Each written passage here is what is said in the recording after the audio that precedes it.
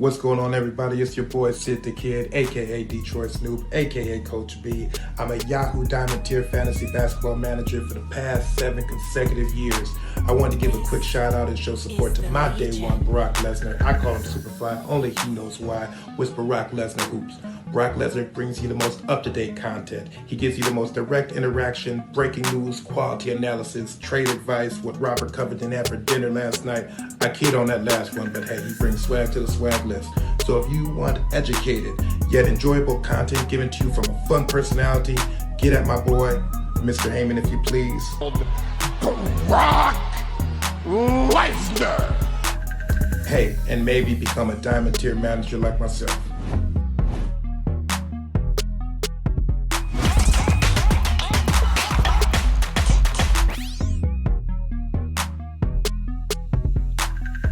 Guys and gals, this is Barack Lesnar of Barack Lesnar Hoops, and this is the Sunday before the NBA season starts, and I know a lot of my viewers and my loyal subscribers are drafting today and possibly tomorrow, so I want to have some content coming out. I might have a couple of videos today, maybe even a couple tomorrow before the NBA season starts, and maybe some even early Tuesday to try to get you as prepared as possible. If I have other content. If you're drafting and this doesn't make it to you in time for your draft, there's plenty of other content I've made this week that will help you out. All right, so the point of this video, I've already made a sleepers video, but I kind of went really deep with it. This is a more concentrated list of players that you can target in 12 category leagues, okay? And this is from a categories league perspective. So Paul George, he has an average pick of 13, okay? And at an average pick of 13, he's projected to be in the top 5. The reason I like Paul George is he was an average pick of 13 last year. And when healthy, he outplayed that. And that was with Kawhi Leonard. Kawhi Leonard is out for the majority of the season. The offense is going to run through Paul George, and Paul George just made it to the Western Conference Finals. And a lot of that was without Kawhi Leonard. So, in my opinion, he redeemed himself. You know, there were the jokes about him being Pandemic P. He redeemed himself. They beat that Dallas Mavericks team, and he got the Clippers to the Western Conference Finals despite Kawhi Leonard being injured. So, I think he might have his best season yet. All right? This season could be his best season yet. Everything is lining up for him to have monster usage, and he's so good and so confident, and he helps you across the board. You're talking about a guy that gets you over 3 threes. He's getting you over a steal. The turnovers, yeah, that's a little high, but and it's probably not going to be much lower than that. We might actually see that go up. But the percentages, considering he's giving you over 3 threes per game, he's getting you over 6 rebounds, he's giving you 23 points per game, that's probably going to go up because he was doing all of that playing with Kawhi Leonard. So I wouldn't be shocked if we see closer to 6 assists per game. Might he get to 7 assists per game? Possibly. I don't think Reggie Jackson and Eric Bledsoe are really going to keep the ball out of his hands. So at an average pick of 13, if I have that 12th pick, or if I have that 11th pick, maybe even if I have that 10th pick, I'm strongly considering Paul George. You probably have better options from 9 earlier, but if I'm at that 10, 11, 12 spot, Paul George is a really nice player to start with, to build with, and he helps you in so many different areas that he's easy to build with because he doesn't hurt you necessarily in many different areas. Anthony Davis, I have to highlight him. Average pick of 12.4. Same situation with Paul George. So on a Lakers team that has Russell Westbrook and LeBron James, Anthony Davis's value has dropped significantly because of the injury concerns last season. He missed a lot of time with the Achilles injury, and now there's concerns that bringing Russell Westbrook, who is a usage monster, will only get the ball out of his hands. We have heard he is going to play center. So I think people are sleeping on Anthony Davis at this point. Do not forget, Anthony Davis was, for a very long time, the #1 fantasy basketball player. There were always injury concerns and red flags when it came. He left games with injuries more than any other player. But when he plays, his production was bar none the best in the league. He helped you in almost every single category. High free throw percentage, a lot of blocks. Threes is not something he ever really did, but he just did so well in all the other categories. He was the premier big man you would draft in fantasy drafts. So on the Lakers team that has an aging LeBron James, Russell Westbrook himself has missed a lot of time with injuries over the last few seasons, and he is on the wrong side of 30 now. Anthony Davis, in my opinion, on a Lakers team that does not have a lot of talent, does not have a lot of big men he's going to compete with, and an aging LeBron who's going to rest or possibly miss time with injuries. We've already seen it 2 of the last 3 years. He missed significant time with injuries, so it's possible we see that again. And I think Anthony Davis, if he can stay healthy, which is always a big if with Anthony Davis, can really help your team if you're picking him at 10, 11, 12, that same range I'm saying for Paul George. At 8, you could probably pick someone like Karl Anthony Towns, who's going to be a better option. But honestly, if I could choose between Joel Embiid and Anthony Davis, that would be hard for me, because either way, the chances of either one playing more than 65 games is very low. You're going to get more robust production from Joel Embiid, but the question mark with health is there. So maybe Anthony Davis, if you're in that 10, 11, 12 range. I'd probably pick Embiid just because Embiid is a larger part of what his team does, but that could change. We're going to see Anthony Davis at center, and that could change. I'm very interested to see how that plays out. Deandre Ayton, I have him on this list because at an average pick of 29.7, I feel he's a bit underrated. He's good for a double-double. Now, the steals doesn't really help you there. The threes doesn't help you there, but really good field goal percentage. And the free throw percentage is not that bad for a big man, and I think he can improve it. If you got that to like 80%, his value would be really good. He's a young big that just made it to the finals, and the only thing that stopped him from winning the championship was the finals MVP, Giannis Antetokounmpo. But Deandre Ayton really played well. He played with confidence. He did not have a sorry performance. He did really, really well. So I think he's coming into the season with a lot of confidence. I think they're going to come in with a lot of hunger. I don't know if you remember that year where the Heat came back and beat the Spurs, and then the next year the Spurs played like men on a mission and then dismantled the Heat in the finals. He's especially valuable if you're in one of those leagues that counts rebounds separately or total rebounds or double doubles. He's good for a double double every game, and that could improve.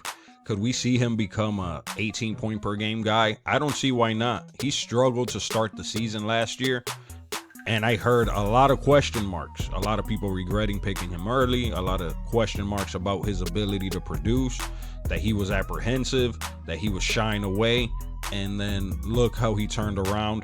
And if you look at the advanced statistics for the NBA Finals, actually, let's go ahead. Let me show you that. So DeAndre Ayton was a positive out there in the finals in the minutes that he played, and he averaged 12 rebounds, 1.5 steals, 1.5 blocks, 14.7 points, only 3.8 fouls per game, and this is guarding Giannis for very large parts of that series. So on top of that, he shot 90.9% from free throw, 54% from field goal. Three-pointers not something he helped with, but it really shows the value he can bring to your team, especially if he can maintain that sort of free throw production. He's going to contribute across the board, and makes a lot of sense when you're picking around 30 and you're looking for a big man that has that, I'd say, second round potential. Definitely consider DeAndre Ayton. Tobias Harris, I like him a lot, and he reminds me a lot of Chris Middleton, just a guy that helps you across the board, isn't spectacular in any one category. Chris Middleton is better than Tobias Harris, but Tobias Harris drafted by my Bucks, and we let him go for JJ Redick, who then left, but that's neither here nor there. Tobias Harris helps your fantasy basketball team, and I promote him because he helps you in almost any build. If you look because he helps you in every category, you could slot him in to almost any build and he's going to help you. That is a very key piece to keeping your build coherent, when you can just slot in a guy like him that's going to help across the board, regardless of what strategy it is you're implementing. Okay? You don't really have to punt any one category when you're picking him because he's helping you across the board. He has an average pick of 42.3. I think he has the ability to outproduce that. He's in his prime right now. He has great percentages. He can score. He can rebound. He can get you assists. His turnovers are low. We could see those 3-pointers creep up. And if we saw that 0.9 steals and 0.8 blocks become 1 steal and 1 block, that's very valuable production. So Tobias Harris is one of my favorite sleepers, and he normally is year after year.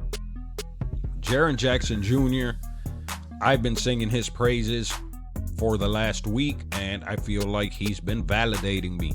He's been playing healthy. He's played healthy last year when he came back, and I always said they're taking his time with him, but once they bring him back, I suspect we're going to get 100% healthy Jaren Jackson, because they did take their sweet time bringing him back. And I think now owners are going to reap the benefits. I'm picking him up in my dynasty leagues. I kept him in my keeper league. I traded for him last year when he was still injured, and I got him as a throwaway in the trade and ended up being one of my 4 keepers in that league because his upside is tremendous. He has length. He's an amazing shot blocker. He can hit 3-pointers. In my opinion, he's like Miles Turner with a much higher ceiling, because Miles Turner doesn't have the potential to be a 20-point per game scorer. I truly believe Jaren Jackson Jr. does. I think he is going to be the face and star of that team if he can stay healthy, which I don't think it's going to be an issue. I think we're going to see him have an amazing season, and at an average pick of 52.2, I could totally see him putting up like round 3 production, if not higher, because the guy that keeps the turnovers low, has high free throw percentage while getting you steals and blocks and also getting you 1.5 threes. That is amazing production right there. Imagine Brook Lopez, but with way higher potential. That's what Jaren Jackson Jr. is, and Brook Lopez has been a very nice fantasy player over the last year. A nicer fantasy player now when he's averaging 13 points per game than when he was averaging 20 points per game in New Jersey. CJ McCollum, average pick of 50. One of my favorite picks around that area of the 5th round, because he does really nice scoring. The assist, decent assist numbers, 3.6 threes. So that combination right there, to be able to get that at pick 50 in the 5th round, that's very valuable, especially if you've already loaded up on some other scorers. For example, one of my leagues, I paired him with Donovan Mitchell, and I think that's a great pairing. The percentages, I think we could see those percentages go up, because before he got injured last season, his percentages were higher. A lot of this was him acclimating to returning from his injury. I think we're going to see better percentages from him. The volume numbers are probably going to stay similar. The threes, we should see 3 to 3.5 per game, probably around that range. The steals probably won't fluctuate much. 0.4 blocks, I don't expect much more than that. And I hope he keeps his turnovers low. If he can stay healthy, which that is a question mark, that's why his value has taken a hit. If he could stay healthy, he'd probably be drafted in the first 3 rounds consistently. If he gets his steals up, stays healthy, and he can maintain those other numbers and hopefully get those percentages up, he can now produce where you're drafting him. So in my opinion, he's one of my favorite sleepers. Richaun Holmes, also a sleeper in my opinion. People are letting him drop into the 50s, and you shouldn't be one of those people, because he's a big man that helps you across the board. Very similar to Deandre Ayton in that he's not going to get you threes, but he's going to get you points. He's not going to rebound as well, but he's still good for double-doubles. He helps you with your blocks. Really high field goal percentage, keeps the turnovers low, and the free throw percentage is nice. So if you manage to pair DeAndre Ayton, you pick DeAndre Ayton at 30, and then with your next pick, you pick Richaun Holmes, you're picking 2 centers that fit very nicely together. At that point, ideally, Threes, you're probably not going to be the best at, so that's something you want to keep in mind. So you might want to address it later on with other picks. And with your other picks, make sure you're picking guys that do hit threes. And you're probably not going to be the best in that category, but these guys are so well balanced. It's about making sure, beat me at threes, but beat me in 5 of the 9 categories. That's the whole point. And I think Richaun Holmes is one of those players that helps you with that. John Collins, average pick of 42.9. And I think they're interchangeable. I'm comfortable going with either John Collins or Richaun Holmes. What I like about John Collins is I don't have to sacrifice 3-pointers. And I'm still going to get a trickle of blocks. Richaun Holmes is a better shot blocker and a better ball thief. But I'm going to get 3-pointers, and I'm probably going to get more scoring from John Collins. The percentages for John Collins, the field goal percentage is still really high considering I'm getting threes from him, and the free throw percentage is much higher, so I'm protecting my free throw percentage even better. I might actually lean more towards John Collins. It depends how much I'm valuing the steals I'm getting from Richaun Holmes versus how much I'm valuing the threes I'm getting from John Collins. So if I absolutely want to be first in threes, then John Collins is who I would pick. If I value being good at steals and blocks, having stronger rebounding, and maybe I'm not valuing and also valuing my free throw percentage and putting less, I guess, credibility into the points potential, then in that situation, it might make sense to go with Richaun Holmes because the free throw percentage isn't going to be as nice with Richaun Holmes as it is with John Collins. I think John Collins probably has a higher ceiling. So if I had to pick between both, I'd probably lean John Collins. But if I leave that round with either or, I'm going to be happy. Lonzo Ball, average pick of 51.6. I absolutely think he can beat this projection, and he was killing it in preseason. He was hitting threes like a dynamo. He gets you rebounds, he scores, he gets you assists. He keeps the turnovers low considering how many assists he's getting you. Over 3 3-pointers per game, 1.5 steals, 0.6 blocks. That's surprisingly low for me. Fred VanVleet got more blocks. Fred VanVleet is a surprisingly good shot blocker considering how small he is. But Lonzo Ball has shown in the past he has the potential to get you closer to a block per game. And we might see that this season. He did deal with some knee issues, and that could have hampered him. Hopefully we're seeing a healthier, reinvigorated Lonzo Ball on a team that has a lot of talent and a team that really wanted him. I think Lonzo Ball at times has felt dispensable. So I think getting paid by Chicago, a very big market, I think he feels valued, and we're going to see his best season. So if I want a point guard, it's going to help my steals tremendously. That's going to help me get blocks. That's going to get me assists. His field goal percentage and free throw percentage, that's a gamble. So keep that in mind. You want to add him to your team, make sure you're not loading up on other guys that are hurting your percentages, or just decide that maybe you want a punt field goal percentage. He's ideal in a punt field goal percentage build. And then as far as his free throw percentage, you want to load up on good free throw percentage bigs to offset any damage he could do to you there. But either way, that combination of points, rebounds, assists, steals, and threes with low turnovers, in my opinion, already gives him a ton of value. I would highly consider him. I would not pick Russell Westbrook at like 21. God, I feel like I always have to throw some Russell Westbrook shade. Sorry, guys. But I would much rather pick Lonzo Ball around 52 just because of the other categories he's helping me with. So, for example, turnovers, I'm going to get half as many turnovers from Lonzo. Sure, I might get less assists, but I'm getting way less turnovers. I'm getting less steals, and I'm getting significantly less threes. And the percentages are probably going to be a wash. So, something to keep in mind. Jonas Valenciunis, average pick of 52. He is on a New Orleans Pelicans team where Zion Williamson has questionable health. They got rid of Steven Adams. Jonas Valenciunis is now on the Pelicans. He is a double-double machine.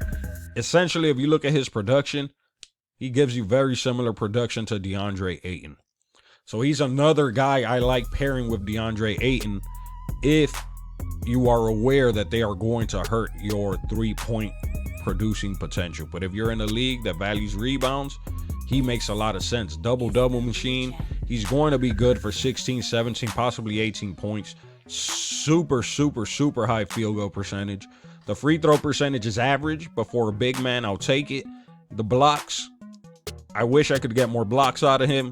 He has the potential to get you more blocks, but chances are if you pick him, you're going to have to address blocks in other areas because he's not going to get you much more than one, and that's on the high end.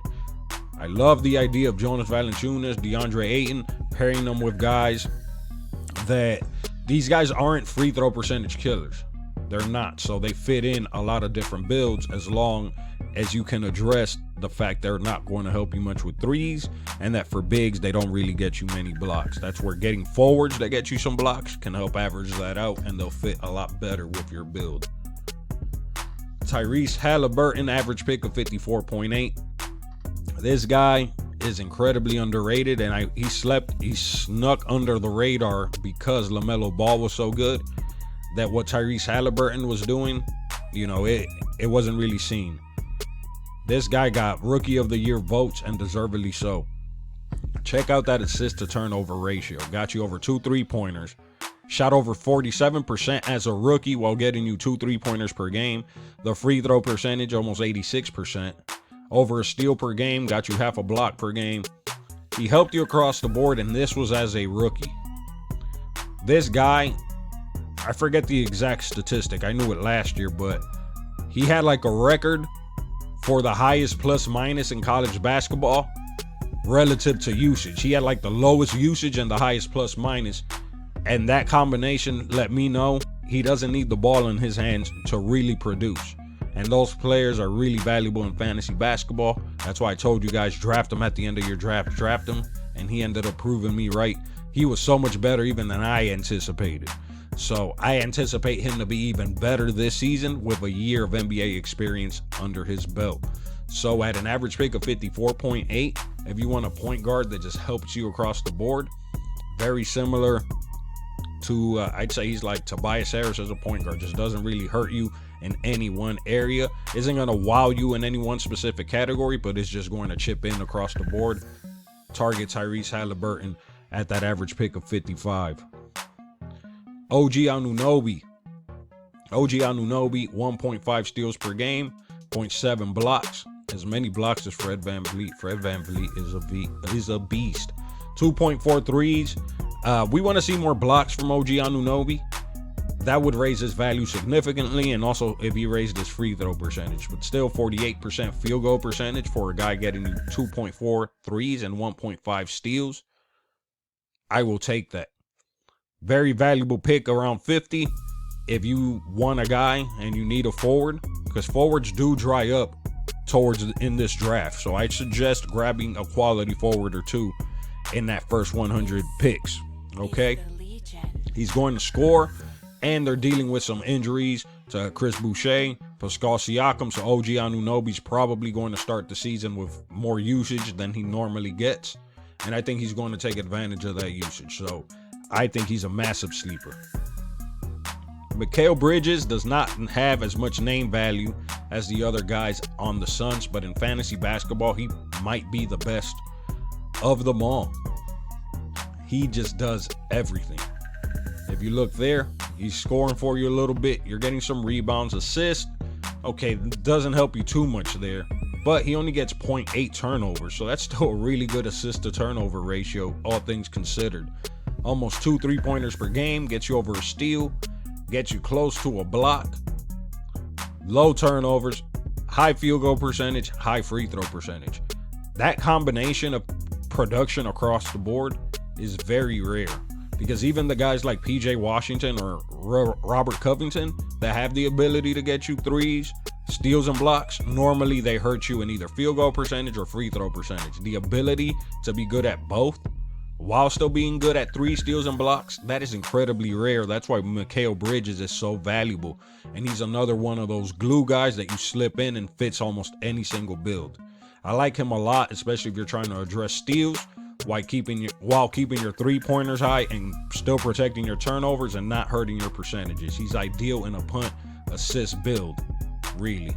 Jeremy Grant, All right, so Jeremy Grant used to be a Mikhail Bridges type producer. That's why I'm so high on Mikhail Bridges. I would love to see him take a leap like we saw with Jeremy Grant last year. Jeremy Grant should have a very similar role this year, and he outproduced expectations last year. I love his combination of blocks and threes. We saw him hit over 2 threes. What we had never seen him do was be a 20-plus point per game scorer, which he now is. That was something I did not see coming. I thought he'd be, a 17, 18 point per game guy, but that's why it's so good to bank on young players, because they can make those massive leaps versus those older veterans where what you see is what you're going to get. That limits your upside. So I pick him up. I love picking him up around that average pick that you're seeing him go there. I picked him up around 65 to 70.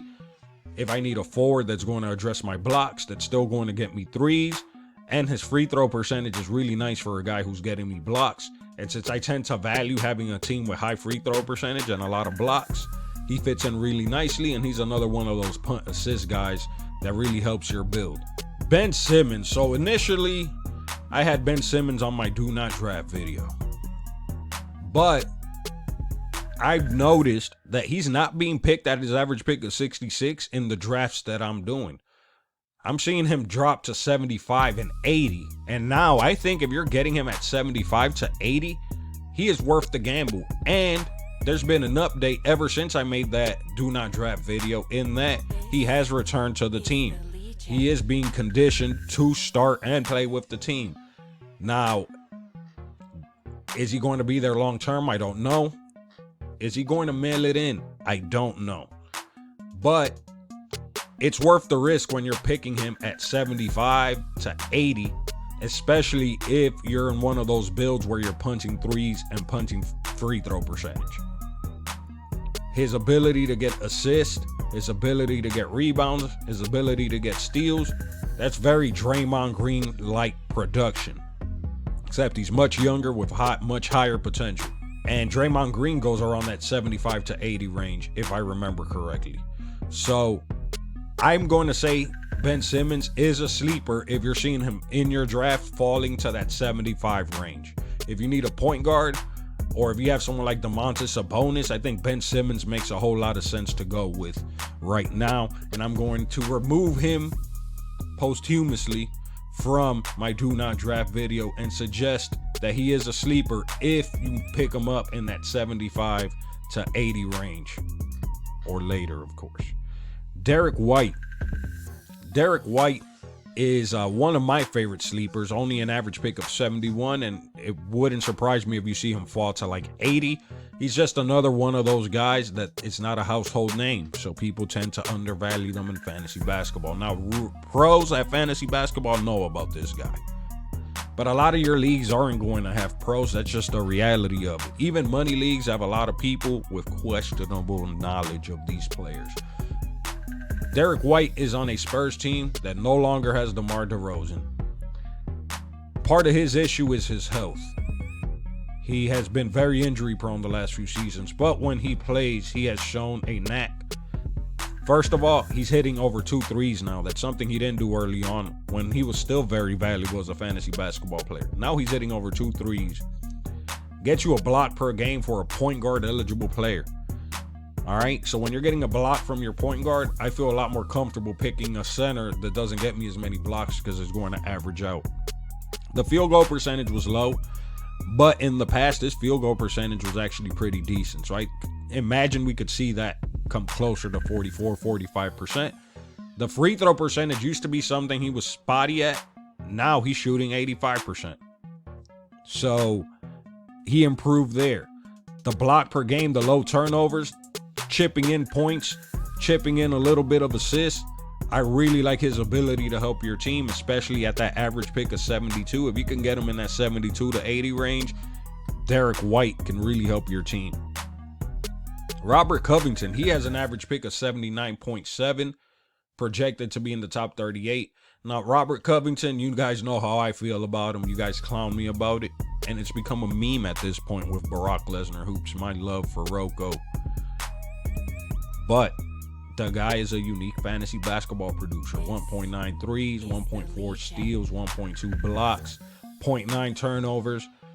The field goal percentage absolutely is hurting you there. Free throw percentage helping you there, considering the block, steals, and 2 3-pointers per game.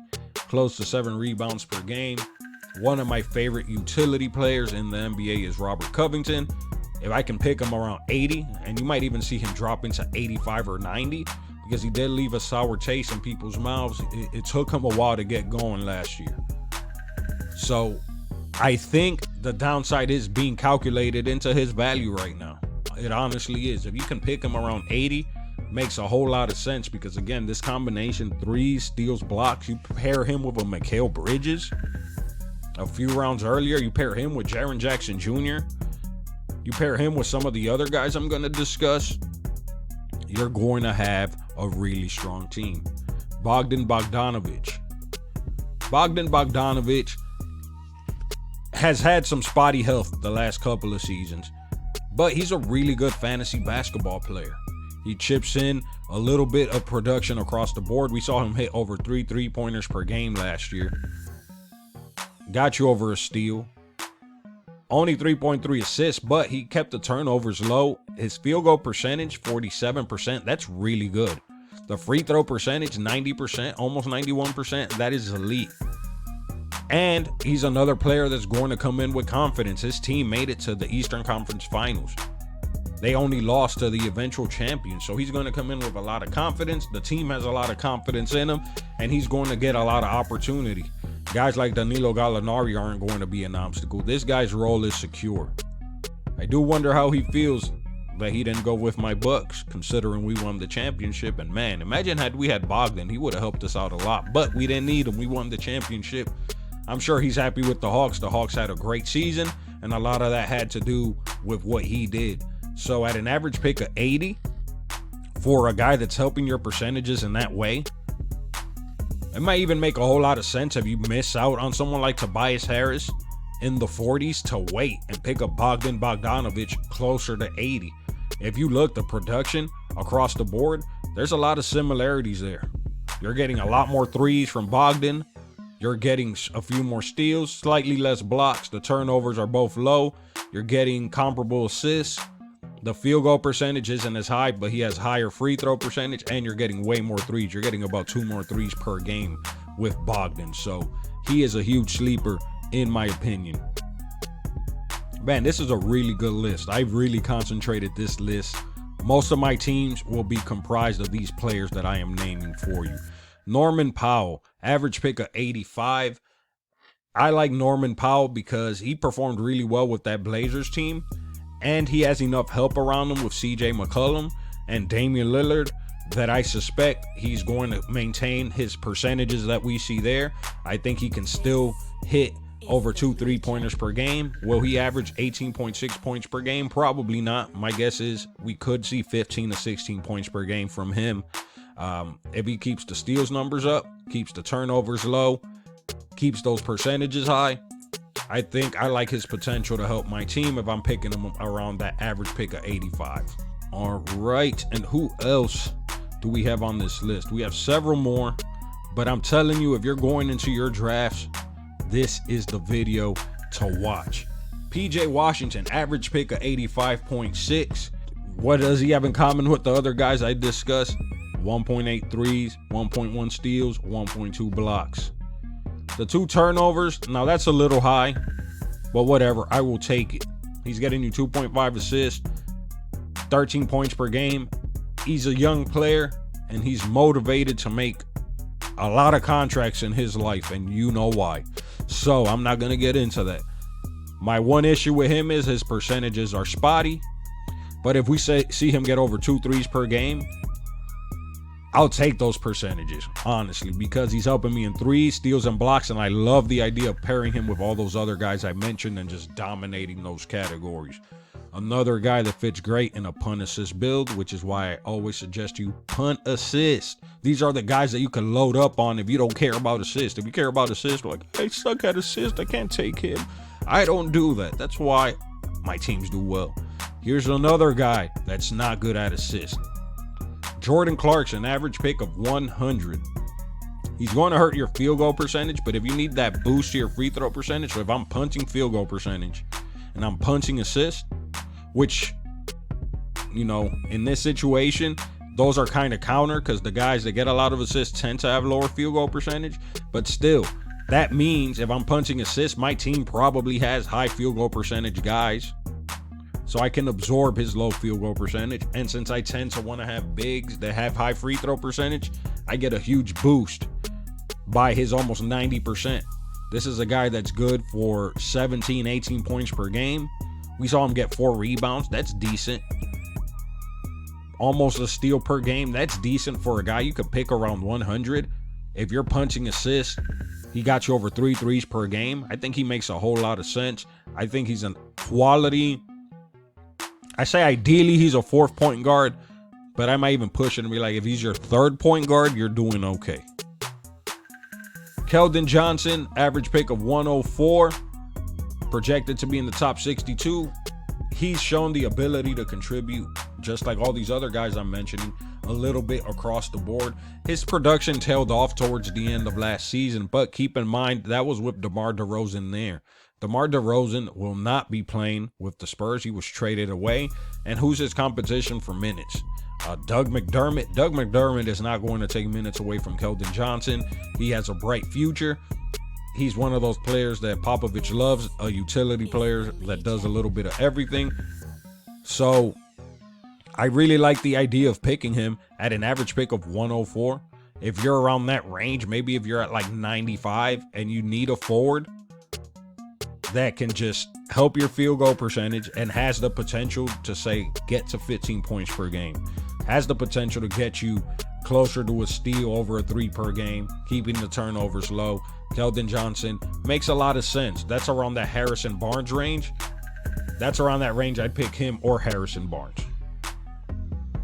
Mike Conley, average pick of 88.9.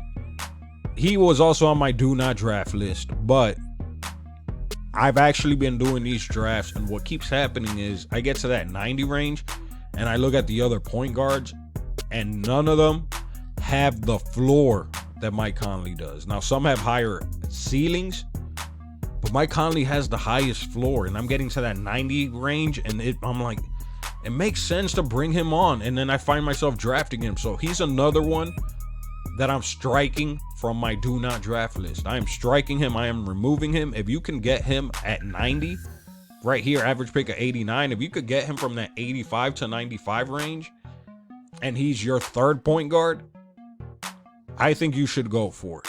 He's got 6 assists per game last season, 2.7 threes, 1.4 steals.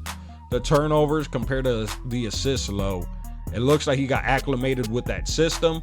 He is aging, but he's a smart player, high IQ player. He fits in well. They paid him, so they want him there. His field goal percentage, 44% is average. The free throw percentage is nice. The 2.7 threes, 1.4 steals. At an average pick, again, of 89, I'm going to go ahead and say Mike Conley has become a sleeper. And in hindsight, in retrospect, I would strike him from my do not draft video because of where he's going. If he were going earlier than that, I'd say no. But at an average pick, again, of 90, that's tied in. The question marks are being tied into his value. When he's at his best, this is a guy that has top 50, 60 potential. So he's a sleeper. Devonta Graham.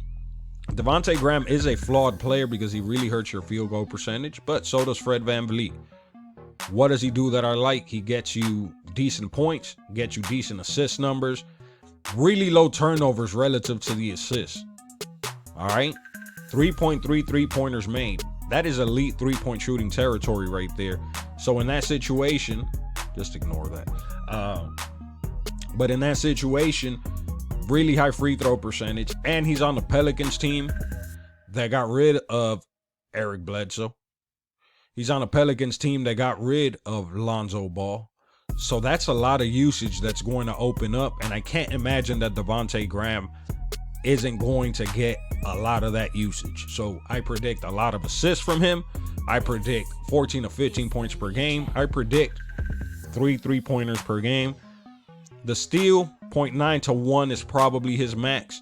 The turnovers, I think, are going to stay low, and I think we might be able to see even 6 to 7 assists from him He's going to kill your field goal percentage, but he's going to help your free throw percentage. So if you're in a punt field goal build, Devonta Graham at an average pick of 99, I love that combination of factors. I love he's a young player, and I love that he's on a new team where he has the opportunity to handle the ball a lot. That is a great recipe for success.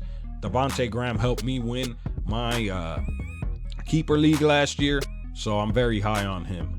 Mitchell Robinson is another guy I had on my do not draft list, and then after doing a few drafts, really feeling out where everyone was going, I can no longer in good conscience have him on my do not draft list. After my video, he was cleared for playing, so that was one thing that changed. But Mitchell Robinson is falling into that 90, even 100 range, and I think at that point, his blocks potential and his steals potential becomes too great to not take a chance on. So he can rebound for you, he can block for you, he can get steals for you, keeps the turnovers low, high field goal percentage. And I can't imagine the Knicks don't want to develop him even more, because they're going to be at their best when he's at their best. So I'm actually getting much higher on Mitchell Robinson. I'm not going to say he's a do not draft. If you can get him here at this 90 to 100 range, and you want a big that you can acknowledge is going to hurt your free throw percentage, definitely a punt assist type of center. Not going to help you with your threes, so he fits a build where you're kind of neglecting your threes and your free throw percentage, which, again, I've told you before, is a natural thing to neglect both. In a punt free throw build, where you want the rebounding, the steals, and the blocks potential, and the really high field goal percentage, and you want to keep your turnovers low, Mitchell Robinson, at that range, the upside makes it worth the risk. Because even if it doesn't hit, if it does hit, you're talking about a guy that could produce at a top 30, 40 level. And if it doesn't hit, then you just burned a pick in the top 90. That's not the biggest deal in the world. It's worth taking a chance on. Brook Lopez. Brook Lopez is another guy I had on my do not draft list, but then I see him falling into the 100s. And then at that point, for a guy that gets you 1.4 threes and 1.5 blocks, even if he's aging, even if he's 7 feet tall, even if he does have foot issues, he did play minutes in preseason, so they seem to be comfortable with his health. Will there be rest games later on if the Bucks are as good as they were last year? Yes, there's the potential for rest games. There's the potential for injury. But at an average pick of 90, if you need blocks and you also need threes while also helping your free throw percentage, and you started with guys that I've mentioned earlier, Brook Lopez makes a whole lot of sense at that range. So I'm striking him off my do not draft list. If you manage to get him at pick 90 or above, ideally if you could grab him at like pick 100, that range, his upside, in my opinion, makes it worth it. Jonathan Isaac, very similar player, very similar production in what I like, which is, again, blocks and three-pointers made. Jonathan Isaac is better at steals, and of course he has a lot more upside as an offensive player. Average pick of 114, 94% drafted. Jonathan Isaac is a huge concern as far as injury risk. We have not seen him stay healthy any season of his career, but when he does play, we've seen that his potential is limitless. He's a shot blocker. He's a three-point scorer. He's a talented offensive player. He can rebound. Doesn't get you many assists. Another ideal punt assist guy to team up with all of these other guys that I'm mentioning. At an average pick of 114, I find myself drafting him right around there. I had a buddy of mine who drafted him at 125, so that seems to be that sweet spot. At an average pick of 138, Alperen Sengun, all right, you might want to start picking him right around this range. That 140, I'd say 125 is fair game. The moment you reach 125, Alperen is fair game, because I think people are starting to reach for him now. The secret is starting to get out, and his value is starting to increase, and people are getting more bold in reaching for him. I was able to grab him at 140 in the draft yesterday, but I suspect in some of your drafts today or tomorrow, you might see him going as high as 115. You might see him going in that range. So if you want him, his upside is tremendous. It looks like he has a legit shot at being a starter. He's a shot blocker. He can rebound. He's a talented playmaker. And we've already heard they're going to play Christian Wood more at power forward. And the only thing stopping him from serious starter minutes is, again, a backup center. So makes a whole lot of sense to me to pick him up after pick 125. Josh Giddy, the number 6 overall pick. I've warmed up to him. I've heard the advice of other people, and his name keeps popping up. And I've also been in a few drafts where he was being picked up, and it made me curious to learn more. And he had a really strong preseason. He has a lot of size, a lot of talent. He played, I believe it's for the Australian team that he played for. He could rebound, he could get assists. We might see him be this year's LaMelo Ball, just a young player with size that gets a green light very early on and produces with it. At an average pick of 138, he will cost you a lot less than LaMelo Ball cost you last year, though. So his upside is tremendous on an Oklahoma City Thunder team that will probably start him and invest a lot of development minutes into him, because even if they lose, that works great for what they want to do. So Josh Giddy is quickly becoming one of my favorite sleepers, and if you want him, he's another one of those guys you might want to consider as soon as 115. Mo Bamba, we've seen a great combination of blocks and threes from him. Free throw percentage is a little questionable, but we've seen that he can hit threes. He was one of the league leaders in blocks during preseason. My only concern, as always, with the rotation of young bigs in Orlando is they seem to have a lot of bigs around the same level that are all getting 20 to 21 minutes, as opposed to it being Mo Bamba is the starter and this is the backup. We haven't seen him definitively win that starting role, but I think you want to take a chance and gamble at an average pick of 124 in case he does get that starting role. His threes and blocks potential could win you your league. And if he doesn't get that starting role, his threes and blocks potential could still help your team where you're picking him at an average pick of 124. Because at that point, you're talking about the 10th round. So the 10th round with his upside, youth, size, rebuilding team, hits threes, gets blocks. That is too many check boxes to ignore this young man.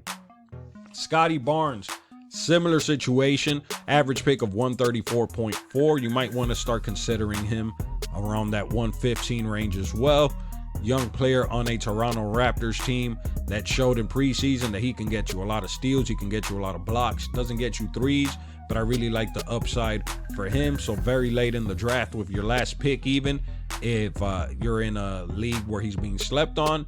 But if you're in a league with people that know what's going on, you might have to pick him, I'd say, as soon as pick 115, just like these other guys I'm mentioning. They have similar upside to help you. Montrezl Harrell. So I showed you yesterday in my ESPN points mock that Montrezl Harrell was being drafted in the first few rounds there, versus on Yahoo where he goes really late, average pick of 124. I think Montrezl Harrell makes a lot of sense if you're punching free throw percentage, if you're not valuing threes, and you have other players that can help you with steals and blocks. He's kind of a three-trick pony.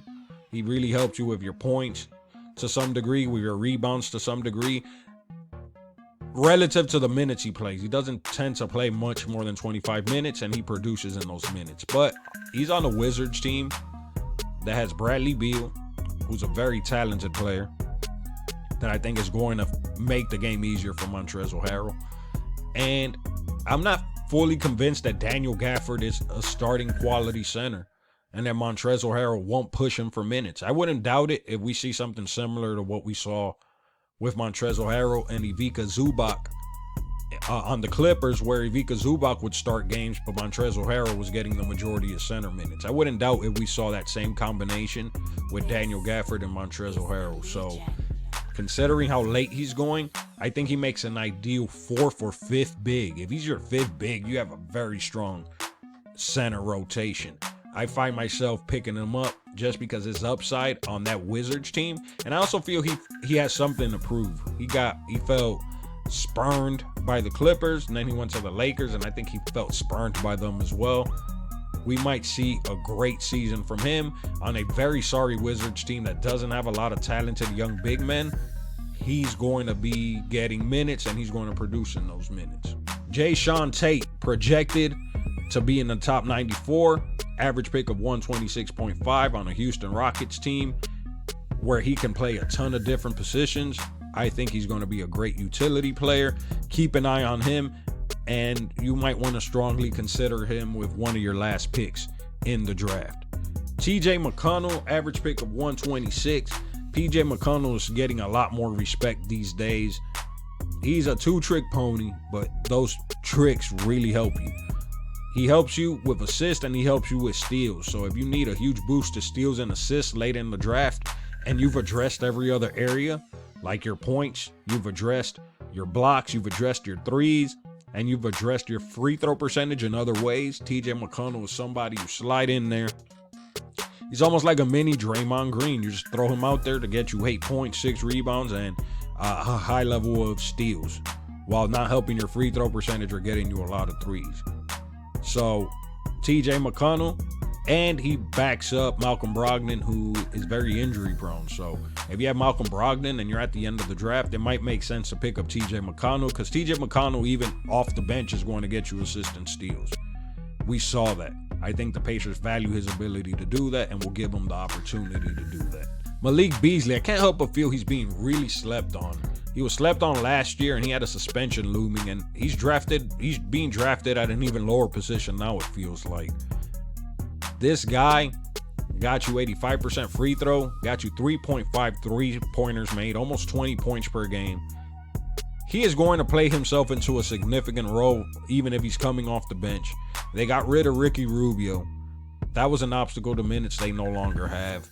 I know they have a lot of young mouths to feed on that team, but on a very sorry Wolves team, I can't help but think he's not going to play himself into a significant role. He's a smart veteran that can score, and his game is a nice fit with Karl-Anthony Towns.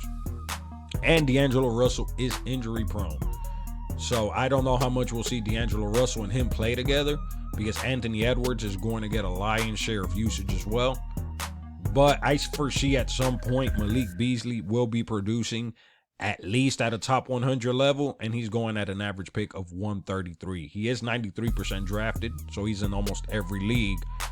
But I'd say he's one of the bigger sleepers that you can pick if you're at the end of the draft and you need another point guard, like a 4th or 5th point guard. Malik Beasley is somebody you should target. Joe Harris, average pick of 133, 88% drafted, 3.1 3-pointers made, and 50% field goal. Tell me where else you're finding that combination of that level, volume of threes, and that field goal percentage. If you can find it, then draft it. But I doubt you're going to find it. So draft Joe Harris. Average pick of 133. If you need a huge boost to your threes at the end of a draft and you still want to protect your field goal percentage, which makes a whole lot of sense to do while also not hurting your turnovers. The free throw percentage is bad, but I think he takes like 1 per game. So the volume which he takes isn't going to hurt you all that much. But the field goal volume, the number of threes he's taking, that 14 points per game, the low turnovers, that's all useful production. Joe Harris has a boring name, and on the surface his game looks boring, but he is one of my favorite glue players that you can grab at the end of a draft to help your team. We're getting near the end, guys.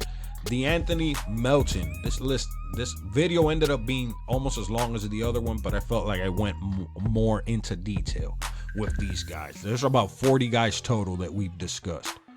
De'Anthony Melton, 1.2 steals, 0.6 blocks, low turnovers, and we could see him get that starting gig on the Memphis Grizzlies. They just cut Chris Dunn. It's between him and Desmond Bane. We've seen this struggle for De'Anthony Melton to get minutes, and when he does get minutes, he produces well. He gets you 1.2 steals, he gets you threes, 0.6 blocks. I will take that from my point guard. The field goal percentage leaves some to be desired, but 80% free throw, I will take that. He is a great utility player and has upside to improve on all of these numbers, to be completely honest. At an average pick of 143, if you want a 5th point guard, and you want his steals and threes potential, and a player who has the opportunity to get a starting role and get 25 or more minutes, the Anthony Melton makes a lot of sense with your last pick. So he's somebody you definitely want to keep in mind.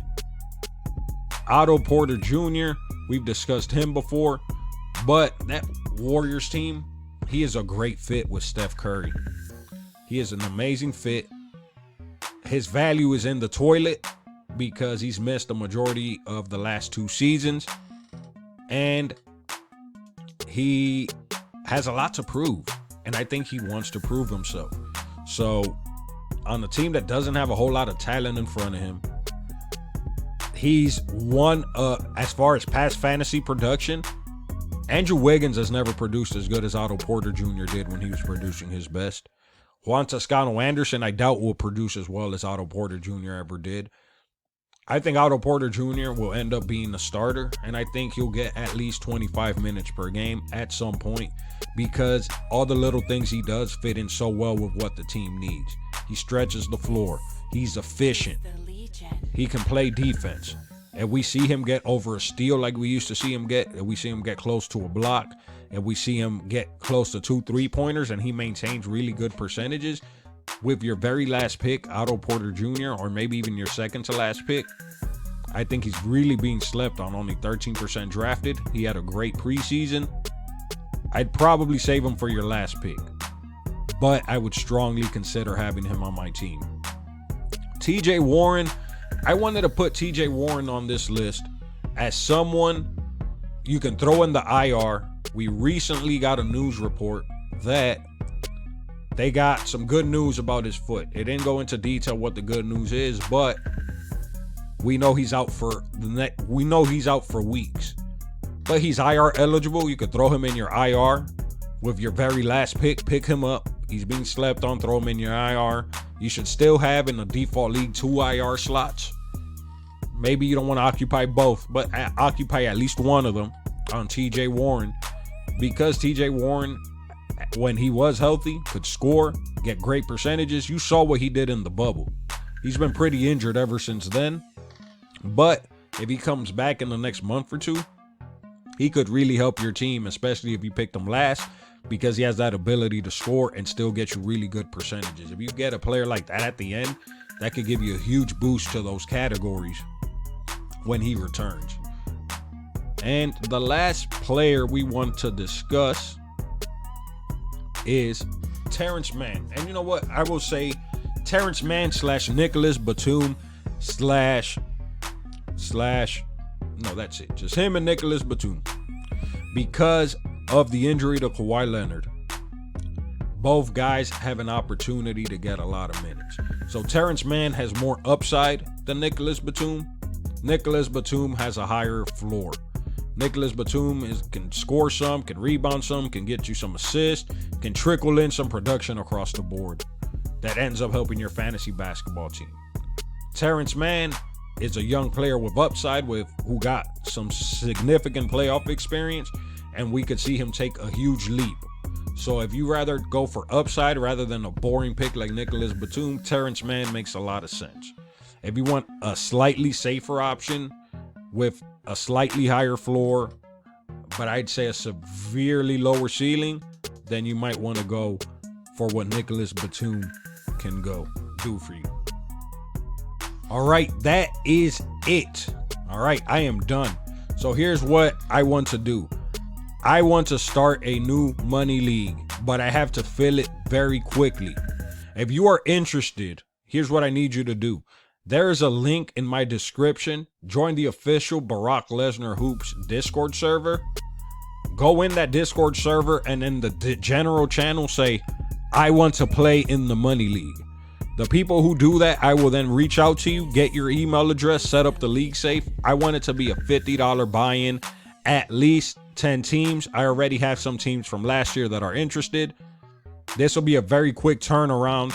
Draft probably would not be until 1 week into the season, but if you are interested in this, or if you're interested in having me draft for your team, comment below, join the Discord server in general, let me know. It's very important.